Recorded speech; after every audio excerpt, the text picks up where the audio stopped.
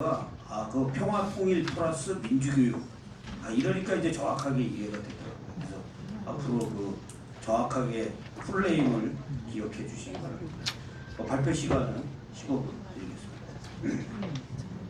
네, 안녕하십니까. 국립평화통일 민주교육원 민주권입니다. 앞서 두 분이 말씀드려서 겹치는 부분을 정리하면서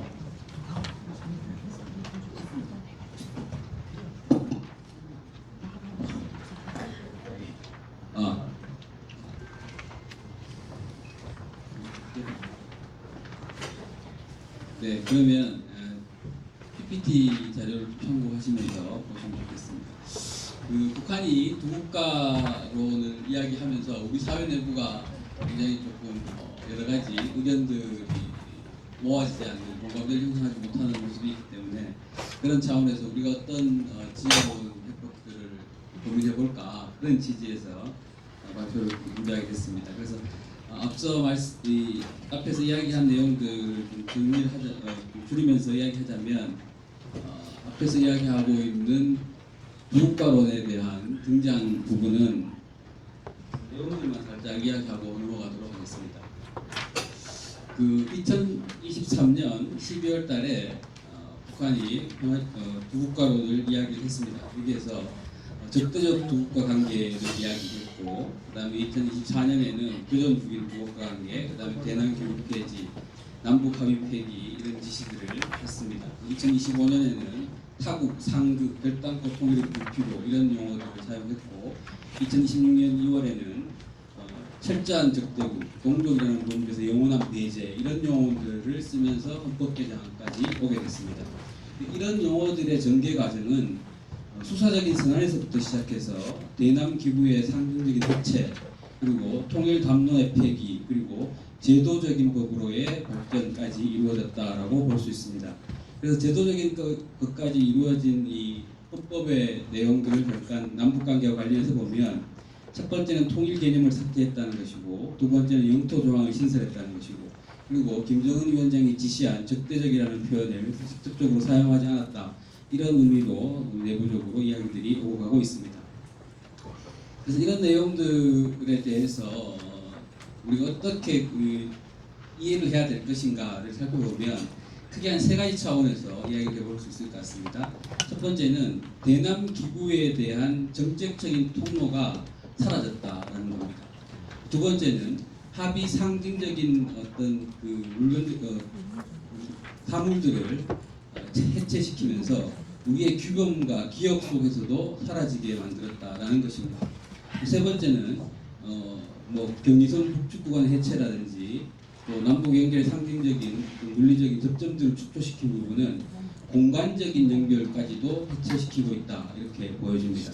그래서 이것이 단순하게 두국가론을 이야기하면서 내부적인 변화라든지 남북관계의 어떤 전략적 전술이라기보다는 준비된 작업들로 몇 년 동안에 계속해서 지속돼서 두국가론이 만들어져 왔다 이렇게 이야기해 볼 수 있을 것 같습니다. 그럼 이제 두 번째로 두국가론에 이제 선언을 하게 된 배경에 대해서 크게 두 가지 정도로 좀 살펴볼 수 있을 것 같은데요. 첫 번째는 이제 수세적인 해석이 있습니다.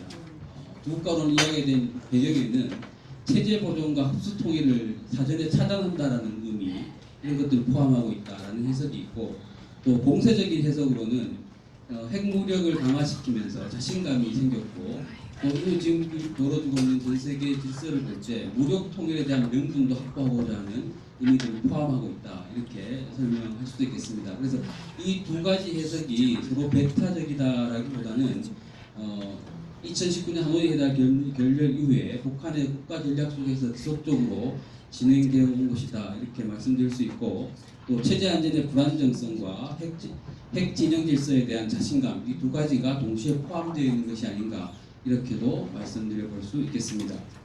그래서 지금 이 두 국가로는 하노이 회담 이후에 투트랙의 전략들을 재배치하고 있다 이렇게 보여지는데, 첫 번째는 적대적이라는 용어와 서로 또 공존이라는 용어가 서로 이루어질 수 있게끔 만들어 놓은 투트랙 전략이다 이렇게도 말씀드릴 수 있겠고, 특히 우리의 이제 지난 정부의 적대적인 정책들이 오히려 이러한 내용들을 또 가속화시킨 측면도 있다. 이렇게도 해석해 볼 수 있겠습니다.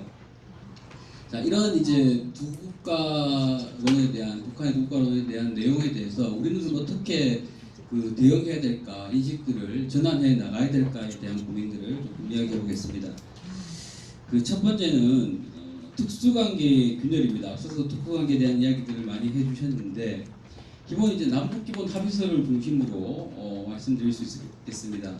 특수관계라고 하는 것은 오히려 그 특수관계라고 하는 것이 통일이라는 목표를 두고 중간에 만들어진 개념이기 때문에 어쨌든 이 서로가 서로를 인정하는 차원에서 양국의 양 사회가 어떤 양 체제가 이런 특수관계론을 형성한 것이 아닌가 이렇게 이야기할 수 있는데 이것이 북한이 지금은 이제 동족 관계가 아니다, 적대적 국가다, 교정국이다 이렇게 재규정을 했기 때문에 우리는 이 사이에서 어떤 결정들을 해야 될까, 어떤 개념들을 재설계해야 될까에 대한 고민들이 있다 이렇게 또 말씀드려 볼 수 있겠습니다. 그러면 우리 사회 내부에서도 앞서